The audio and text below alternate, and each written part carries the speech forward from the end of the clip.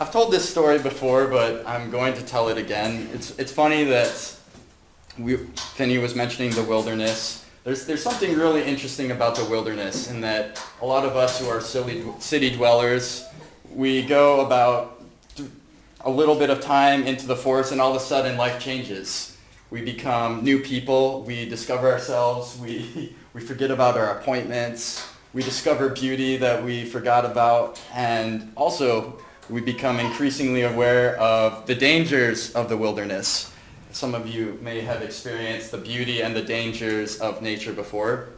So my favorite wilderness encounter, I was climbing a mountain in Ecuador called Cayambe. Ecuador has many mountains, and there was a team of 5 of us.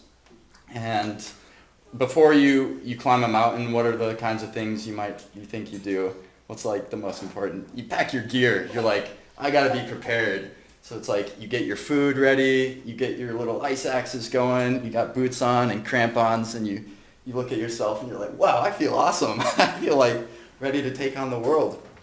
So that was me, and we were on this glacier, and we weren't roped together. Usually when you're summiting a high mountain, you're supposed to attach a rope to each other so if someone falls, you catch them. And I was off by myself, and I fell into a crevasse and I'll never forget this. It's probably, if anyone asks me if I've had a near-death experience, this is what I say. I slid, they said, about 40 feet into the mountain, and I've never felt so helpless in my whole life. There was a sheet of ice that was right in front of me right here, and it was right on the back of my head too. I'd like wedged myself into the mountain. I couldn't really see anything, and I looked down at my feet, and my chest caught me, so my feet were dangling, and I was just looking like I was done. It was over. It was over. And I looked at my shoe, and I tried kicking into the ice. I hadn't put on it's called a crampon. It's what you kick into ice with to climb up the ice. It had fallen in. And so I tried to swing my axe at it, and I was just like, it's over. So I had about 4 hours sitting there between when I got pulled out by my friends. They figured out a way to pull me out. But when I was down in the mountain I'll call it a wilderness, I didn't care about what I brought with me. What do you think that I cared about? I was saying my death prayers. I was drawing as near to God as I possibly knew how. And it's funny that when we're presented with dangers in the wilderness, that I might be able to sort of mitigate some of those dangers. I can have good equipment, I can have a good pack, but at the end of the day, no matter what, the only thing that provides me safety in the wilderness is my nearness to God. And all of us should be capitalizing on this and saying that you can't wait to have a near-death encounter in order to re-examine how close you are to God. It's something that we need to be doing on a daily basis. So safety in the wilderness is nearness to God. Nothing else is going to save you. So in his introduction to 1 Samuel, Eugene Peterson says, everybody, at least everybody who has anything to do with God, spends time in the wilderness. So it is important to know what can take place there. Right now, I'm in the middle of packing another backpack to go on a hike, and I always remember this. I'm like, all right, so what do I need for this hike to get me through the end of the day? And I'm packing my tent, and every item I put in, I'm like, am I close to God? Am I close to God? Am I close to God? Because I know the reality of the dangers of the wilderness. So let's just make some points about the wilderness, because we're about to start David's exile, his 10-year exile that happens in the middle of Samuel. For those of us who live comfortably in the city, there's something attractive about it. It's like this call of the wild where you can have a period of self-discovery. When we're in the wilderness, we don't have control, or that much control. We have no assignments. We We don't have appointments to keep. And stay alert and stay alive. That's basically it. Like, stay alert and stay alive. That's your job when you're in the wilderness. When we are in the wilderness, we commonly feel ourselves simplifying. Have any of you ever felt this when you're walking through a forest? It's like all the things that used to rattle in your head, they stop rattling. You start to have some sort of clarity. And we feel ourselves deepening. Many people, they feel uncluttered and spontaneous in the wilderness. At least for me, when I'm in the wilderness, it's really hard not to say the name of God. Have you ever... You look at the stars, you look at the trees, you look at creation, and God surfaces to the front of your mind. But there are many frightening things about the wilderness. It may be wild and breathtakingly beautiful, but it's also dangerous and unpredictable. An animal in the wilderness can go from an elegant icon to a fierce killer. I like to tell a story in Ecuador. We were with a team, and there was a monkey in the tree. We were in the jungle, and the monkey looked really awesome, and I wanted to go play with it, and it came down, and it bit me, and I had to go to the hospital. And in that moment, I was like, what? The wilderness can be beautiful and dangerous. And it has 100 different ways to kill us. That's just the reality of the wilderness. So all of us, I'm sure, have some sort of story with the wilderness where you felt this moment of helplessness. And right now, I want you to take a moment thinking to yourself, when is it in your lives that you felt closest to God? Is there a point in time? And if you can say right now, I would be very, very encouraged by that. But when is a time that you felt closest to God? As I was reflecting on that question myself today, I think it was at that moment of the point of death for me, and I was actually convicted by that it took a near-death experience to really bring me to this point of weeping, as something like Brother Finney was saying, where I was apologizing, I was trying to write letters to my family, to God in my head that they might receive, that I wanted to say and didn't. So this is the wilderness that David's about to enter. It's both beautiful and dangerous, and he will see and hear and experience things in the wilderness that can't be seen, heard, and experienced anywhere else. And when we find ourselves in the wilderness, we do well to be frightened like David, but we also do well to be open-eyed and alert. In the wilderness, we're plunged into an awareness of death and danger, and at the very same moment, if we let ourselves be, we are plunged into awareness of the mystery of God and the extraordinary preciousness of life.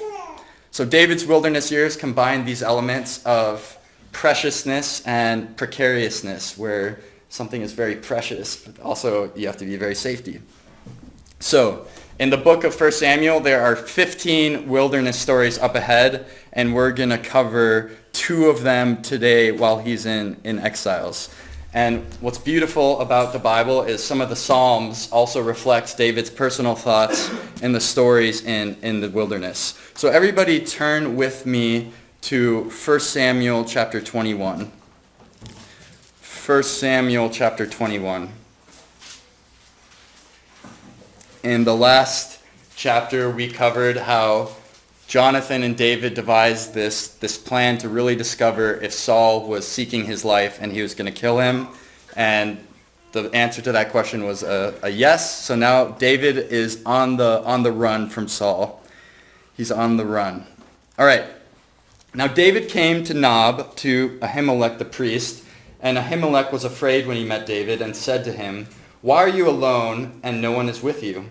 So David said to Ahimelech the priest, "The king has ordered me on some business and said to me, 'Do not let anyone know anything about the business on which I send you or what I have commanded you, and I have directed my men to such and such a place. Now therefore, what have you on hand? Give me 5 loaves of bread in my hand, or whatever can be found.' And the priest answered David and said, 'There is no common bread on hand, but there is holy bread. If the young men have kept have at least kept themselves from women." Then David answered the priest and said to him, "Truly women have been kept from us about 3 days since I came out, and the vessels of young men are holy.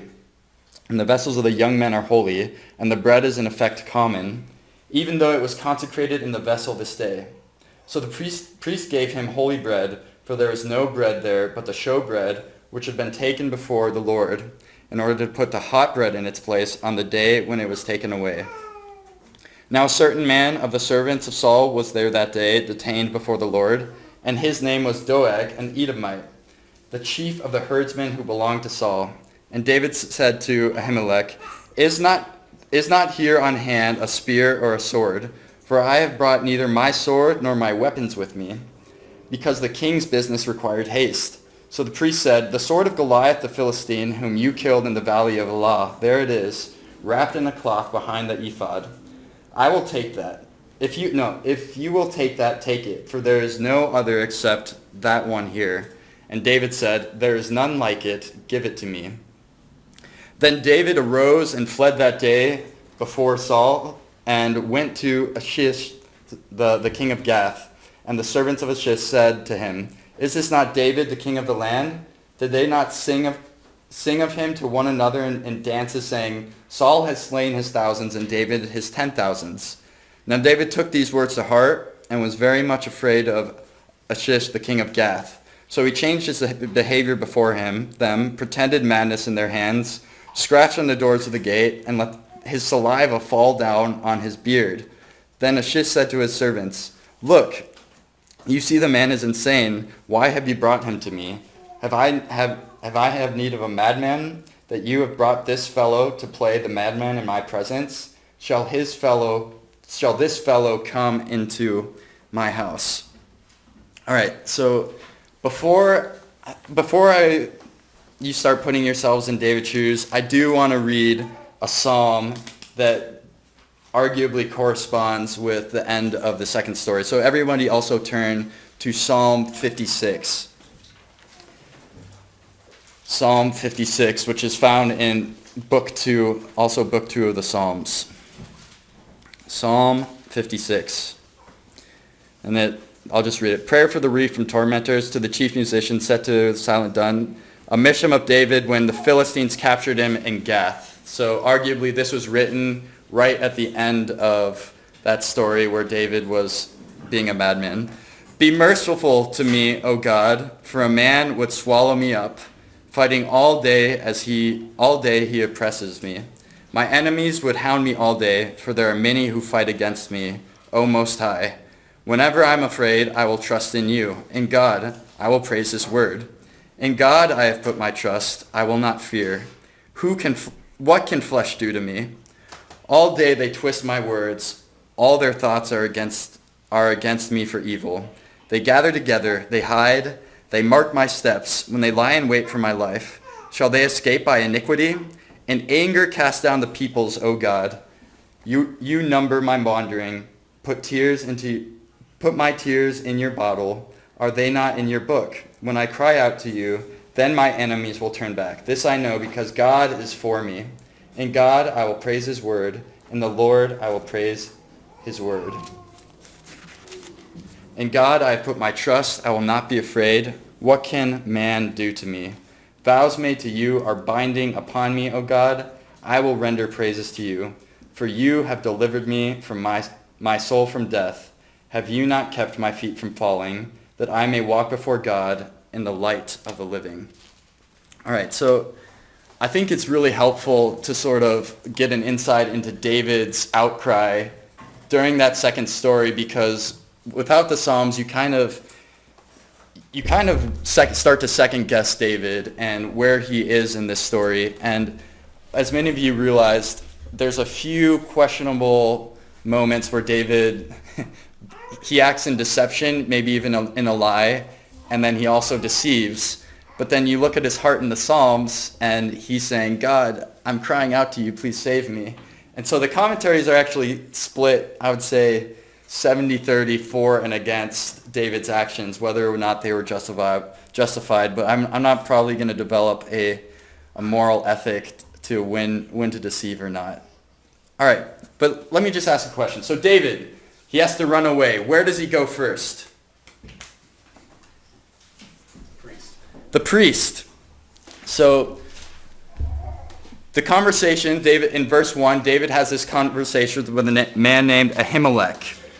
And this conversation proves that him and each other had known each other, and David, as a leader of the military expeditions, would have had some sort of frequent visits at this priestly sanctuary in order to consecrate his troops before going into battle. All right, so if I were David and you were running away from the king, would you go to somewhere where you know there are people, maybe some danger? Or would you run into isolation? Which of the two would you have chosen? It's an interesting question. I find myself, if I were in David's shoes, I would have sprinted for the mountains where nobody could see me. But David, he does the opposite. He goes to a priest. And so when David is in his first moment of exile, he does not seek safety in isolation or hiding. So in the wilderness, David did not seek safety in isolation or hiding. There's an author named Dylan Burrows, and he said, "Safety comes in our nearness to God, not in our distance from our enemies." So safety comes in nearness to God, not in distance to our enemies. So it's a really interesting concept that we tend to be a people who run away from the things that we're scared of, or that's our instinct. But David doesn't do that here. David's world, it's much like our own in terms of our spiritual action and risk.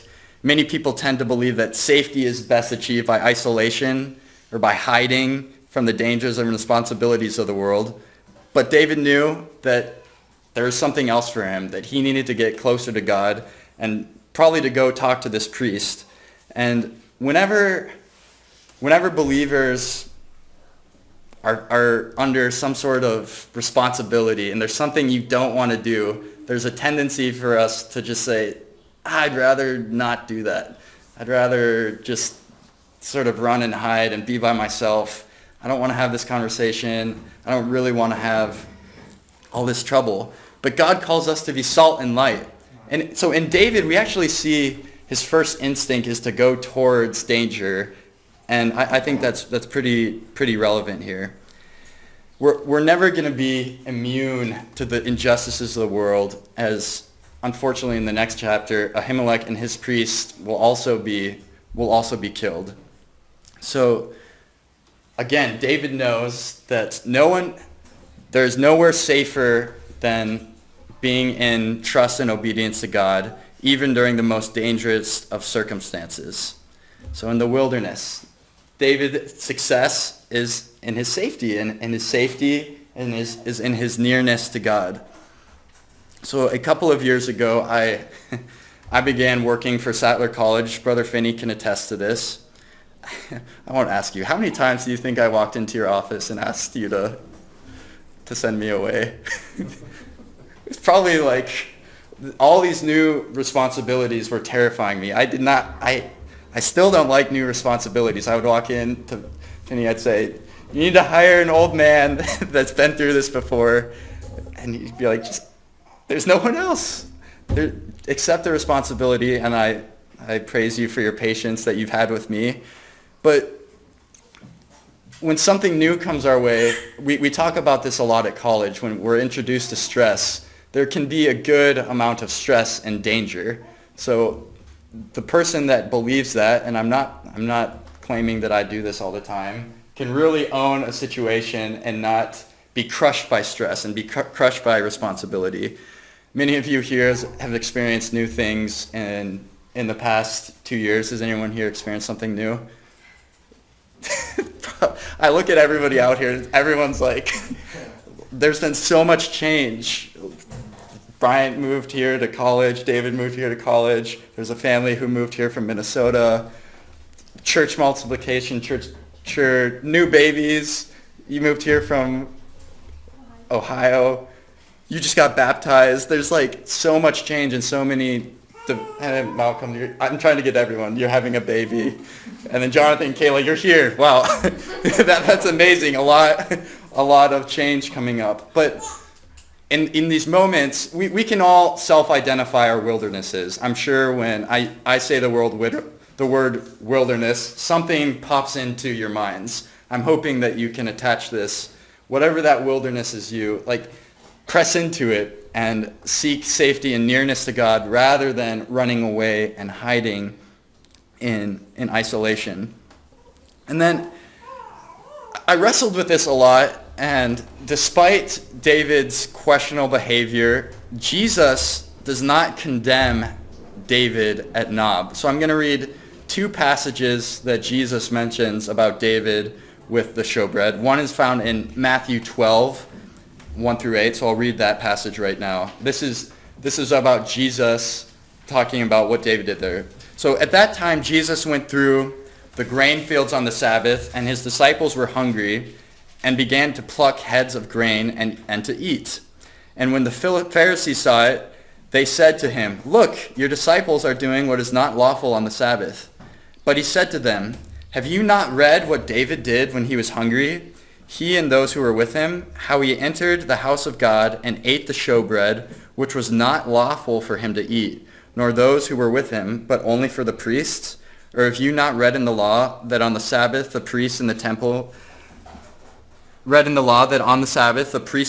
profane the Sabbath and are blameless?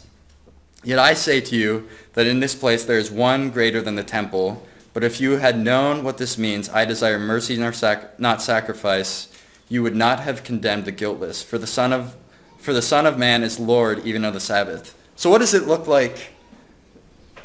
So Jesus here, he's pointing to this story to the Pharisees when the Pharisees are condemning him for working on the Sabbath. And he points to David, who gets this bread.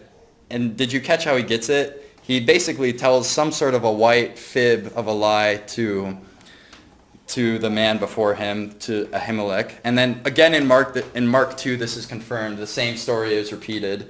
So Jesus does not condemn David there. I often look at this story, and when I was first being taught about the head covering, we were in, I wonder if you guys remember this. We were in Uganda, and I have really white skin, so if I go out in the sun, I burn so bad. I'll probably end up dying, but I was getting cancer someday, whatever. But I was wrestling with this notion. All right, I'm looking at 1 Corinthians 11 about the head covering, and men are taught here not to wear hats. And if I don't wear a hat in the sun, I'm gonna just wither away. And it was in this moment that I kind of realized that when we're interacting with God's law, we're seeking to have an understanding and an awareness of it, and that God's law never means to harm us.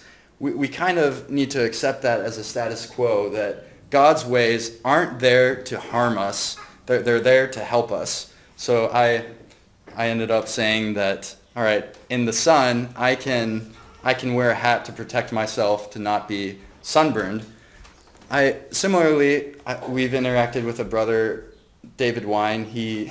When he's deciding whether or not to wear a hat, he'll be up in Canada and he'll go to the point of frostbite on his ears before covering his head, because of the passage in 1 Corinthians. So there's this line of being alert in the wilderness and not having to basically draw lines that will hurt us, where Jesus is pointing to David that something David did here is acceptable here. I hope that as we move forward with all of the things in the New Testament, that's how we can treat the law, where we can say, okay, this isn't here to cause me harm. It's here to help me, to help me guide my life. And there are these circumstances that Jesus points to here where the bread was here to feed David, and Jesus said, look what he did. He went and he ate the bread, and he does not condemn David for that action. So the point to this story is that God is for us. As you see David say in Psalm 56, that if there's some sort of of commandment, and in the Old Testament, that bread was prohibited for people to eat, but David was hungry, so he had to eat it, and Jesus doesn't condemn David for doing that. God is for us, and his ways are here to protect us, really. Some people also say that in this lie that he says to Ahimelech that he's trying to protect him from harm that will come later with Saul approaching him. But no matter what is occurring here, like I mentioned in a previous sermon, where David's wife lies to protect him, we as a people shouldn't compromise on our convictions. We should seek to understand them always. If there's a moment where there's a conviction of ours that might lead to harm, we should re-examine what it's there for, but still never compromise on our convictions. I work at, I've already said, at college. Often, a lot of us seek success in our life. Is anybody here that you're like seeking to be successful in something? I am. I know that I try to give my best at everything I do, and I think that's okay. But I've heard it said that I've heard Finney say, I'd rather have my children in like a very lowly position and be close to God than compromise on some sort of conviction and have success in the eyes of the world. We see David here where he wants success, and he's willing to get to everything he has to feed himself and we have to view that there's not a compromise here. And us, when we're looking at our safety versus our success, we should never compromise in our convictions, but we should always be seeking to understand them. All right, so you can have these other metrics of success in your life, but true safety is really in nearness to God. All right, so that is David at Nob, and then there's a couple of other transitions here. So in verse 7, we're introduced, I won't get into it, we're introduced to a man named Doeg, and he's an Edomite, and Edomites are known to be harmful people, so put your finger there for next chapter, he'll become important. And then, what's up with, another question to get into, what's up with Goliath's sword in this story? So David flees from Saul, and he forgets to bring his sword.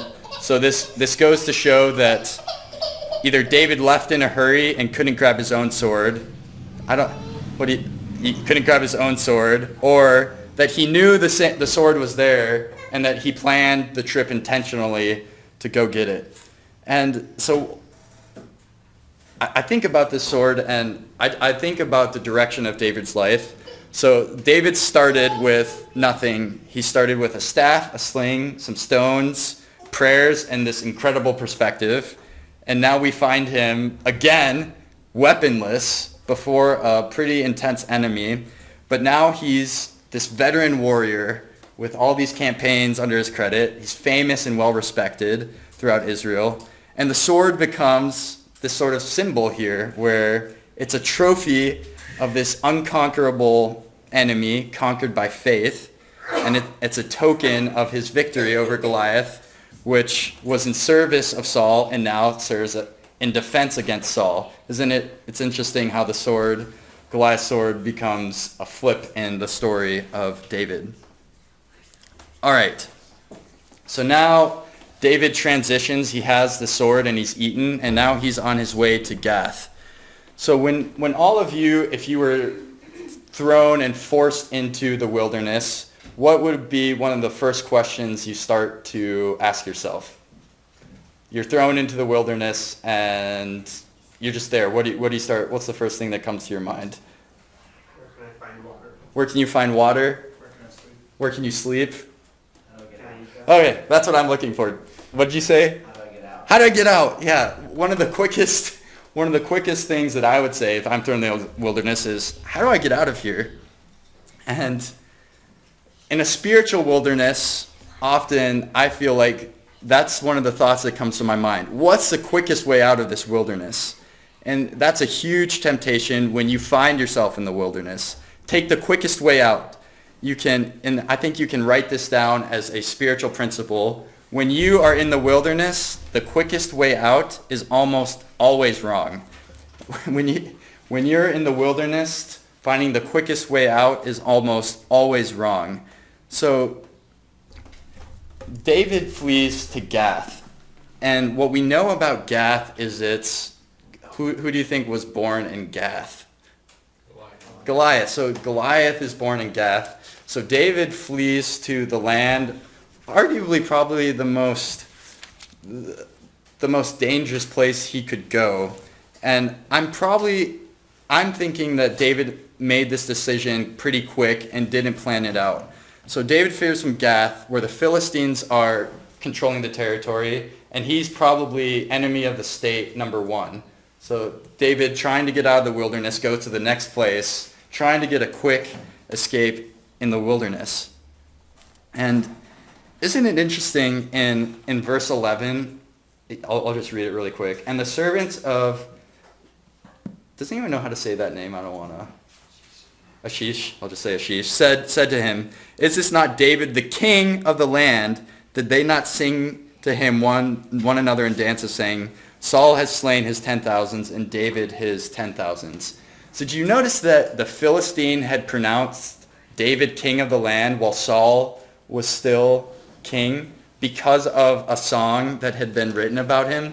I find it pretty fascinating that the memory of David transcended cultures and made its way into the Philistine cultures, insofar that David shows up and he's trying to hide, and they recognize him because of this song.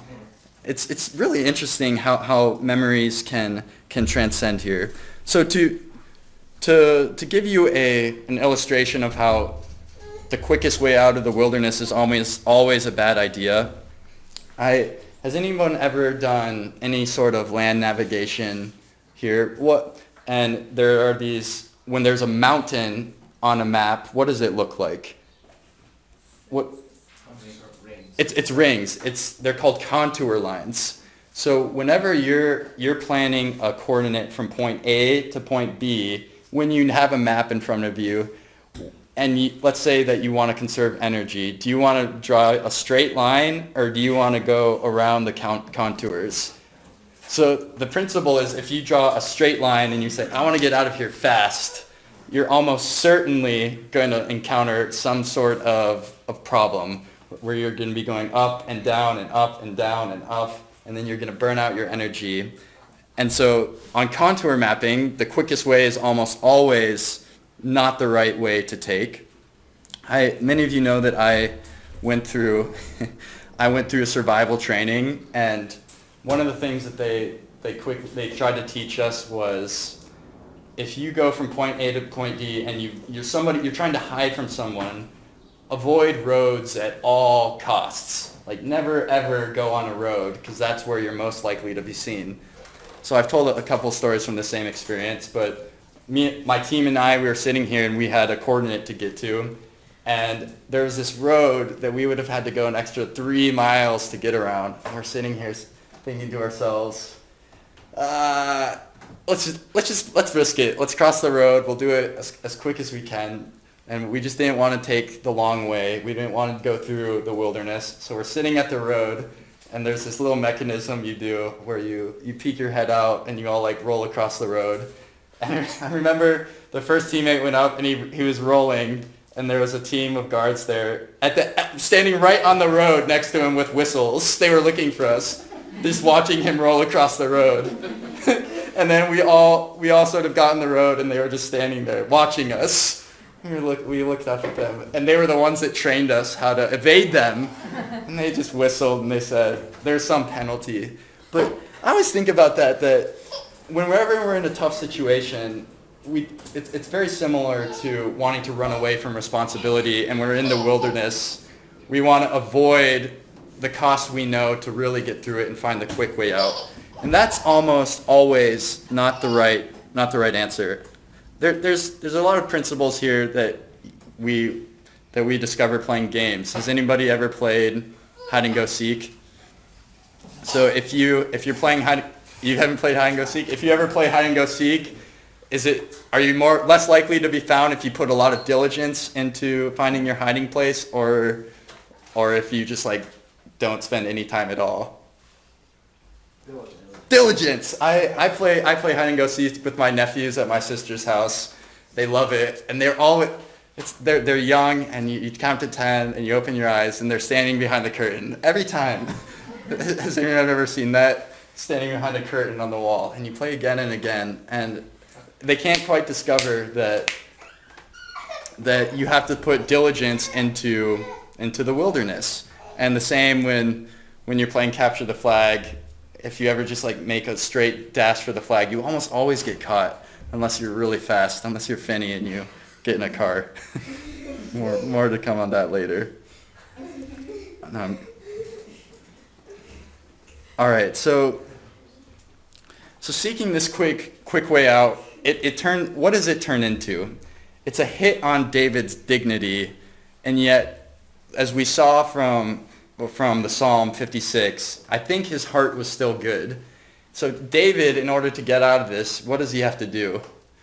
I wish I could have a child come here and demonstrate this. So in order to escape from the king, pretends to be insane. He has to pretend to be insane in order to dig himself out of a hole that he has gotten himself in. And would you feel dignified if you were in David's shoes? I would not feel dignified. I feel like I just made the worst decision in order to find a quick way out. And this is just another. I think it's a story where we can look at David and we say, all right, you realize what you had done, and you realize that you chose somewhere to go and it didn't work out, and you had to kind of bring yourself to the lowly position to get yourself out. So it's a hit on his dignity.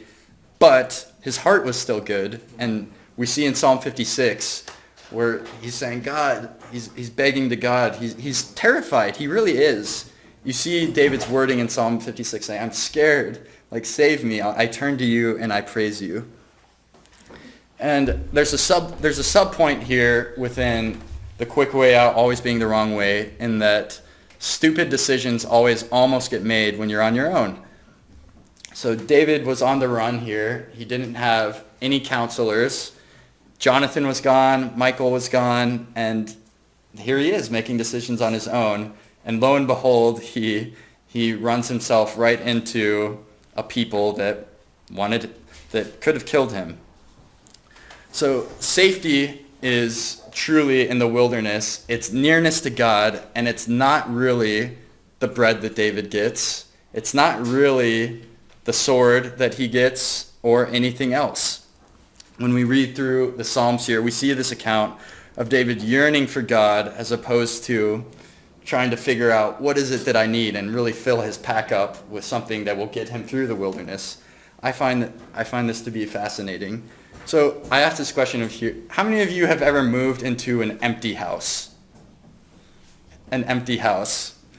And maybe I'm the only person that this happens to, but when I moved into an empty house, have you felt like you had to do something before you approached God and abiding in him? Like I have to have a chair and a desk before I can read the Bible.